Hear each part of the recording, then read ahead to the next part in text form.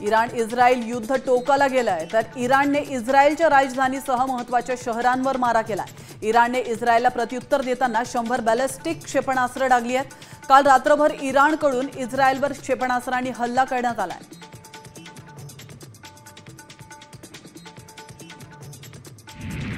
इराणकडून इस्रायलवर हल्ले सुरूच असून इस्रायलकडूनही या हल्ल्यांना प्रत्युत्तर दिलं जात आहे। दरम्यान इराणचं ड्रोन उद्ध्वस्त केल्याचा दावा इस्रायलकडून करण्यात आला।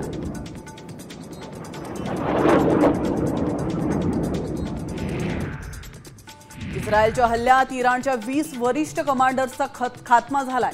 लष्कराचे कमांडर इन चीफ आणि सर्वोच्च नेत्यांनंतर दुसऱ्या क्रमांकाचे कमांडर मोहम्मद बाघेरी, त्याचप्रमाणे रिव्होल्युशनरी गार्डचे commander in chief general Hossein Salami यांचा देखील हल्ल्यामध्ये मृत्यू झाला।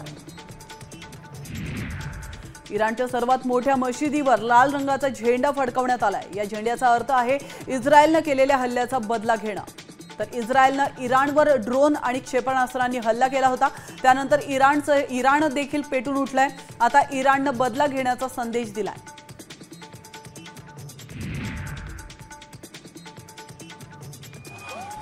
इस्रायलने शुक्रवारी पहाटे इराणवर हवाई हल्ला केल्यानंतर रात्री इराण देखील इस्रायलला चोख प्रत्युत्तर दिलंय। इराणने इस्रायलवर जोरदार हल्ला केलाय, त्यानंतर गाझामध्ये मोठं सेलिब्रेशन करण्यात आलं।